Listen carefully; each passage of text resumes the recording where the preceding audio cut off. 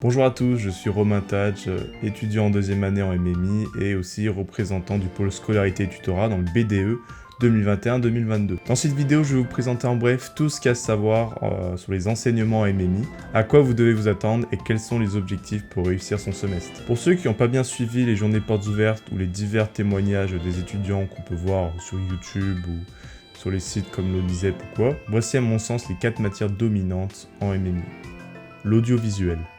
Cet enseignement est souvent le préféré des étudiants car il y a énormément de cours pratiques sur tout ce qui est vidéo, photo, montage, cinéma, cadrage. Si vous êtes un fan de photos et de vidéos, cet enseignement risque de vous plaire. Le bémol, c'est qu'il n'y a qu'une seule matière associée à cet enseignement, c'est la production audiovisuelle et ce n'est que 1/6 du programme en MMI. Ce n'est donc malheureusement pas l'enseignement que vous aurez le plus en MMI. L'infographie esthétisme.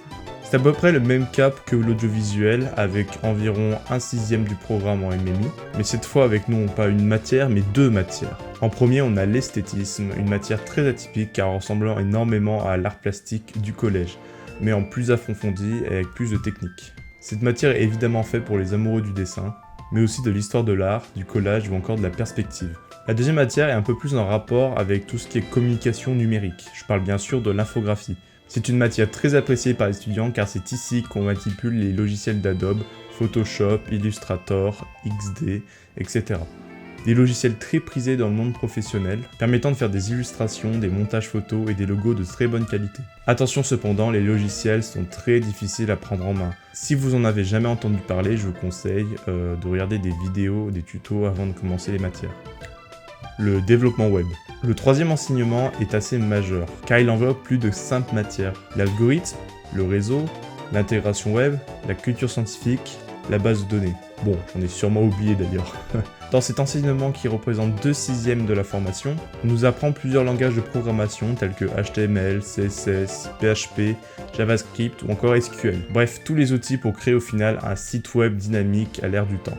Cependant, comme pour l'infographie, si vous n'êtes pas à l'aise avec tout ce qui est langage de programmation et outils informatiques, il faudra tâter le terrain avant de vous mettre sérieusement dedans. C'est clairement pas un enseignement facile, et si vous débutez dans l'informatique et le codage, je vous conseille de vous accrocher et de regarder de nombreuses vidéos tutos avant de commencer les cours. Néanmoins, lorsque vous aurez manié tous ces langages, vous aurez une énorme sensation de satisfaction.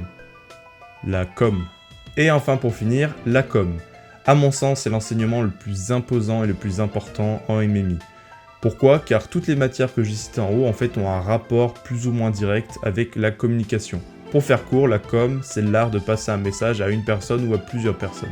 L'enseignement représente 2/6 de la formation et englobe plusieurs matières différentes. L'économie, le droit, l'écriture des médias numériques, la culture de l'entreprise. Mais pour moi, la matière la plus importante en com, c'est la communication, expression écrite et orale. Dans cette matière, vous apprendrez tout simplement la base d'un employé dans une entreprise. Comment parler à vos collègues, comment réaliser et présenter un bon diaporama. Mais vous apprendrez tout simplement comment marche un humain. Comment il communique, etc., etc. C'est aussi une matière pour apprendre sur soi, comment on est, comment on fonctionne, pour mieux se comprendre. Bref, la com, c'est ultra important. Bon, un peu comme toutes les autres matières, vous allez me dire. Mais celle-là, je mets vraiment un point d'honneur dessus, car c'est vraiment une matière qui va vous servir dans la vie de tous les jours. Maintenant que nous avons vu le contenu de la formation MMI, parlons un petit peu des évaluations tout au long de l'année. Le BUT, anciennement DUT, fonctionne sur une base de contrôle continu. Il n'y aura pas vraiment de partiel, mais à chaque fin de semestre, il y aura une série de devoirs surveillés proposés par la plupart des enseignements qui permettront d'évaluer votre niveau sur les différentes matières. En MMI, il y a 2 unités d'enseignement. Le 1 et le 2, logique. Le 1 est plus axé communication et langue, et le 2 est plus axé scientifique. Si en faisant la moyenne des 2 unités d'enseignement vous avez plus de 10, alors vous avez réussi votre semestre. Mais attention, il y a une condition, il ne faut pas descendre en dessous de 8 dans un des 2 unités d'enseignement. Imaginons que vous avez 18 dans l'UE1, mais que vous avez 7 dans l'UE2.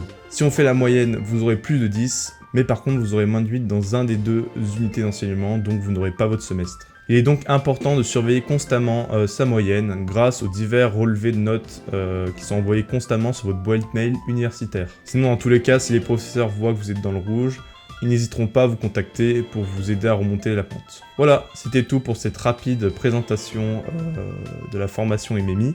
Si vous avez des questions, n'hésitez pas à mettre vos commentaires en dessous de la vidéo ou alors à m'envoyer un mail à 20sur20.tadj@gmail.com. Sur ce, je vous dis à très bientôt et portez-vous bien.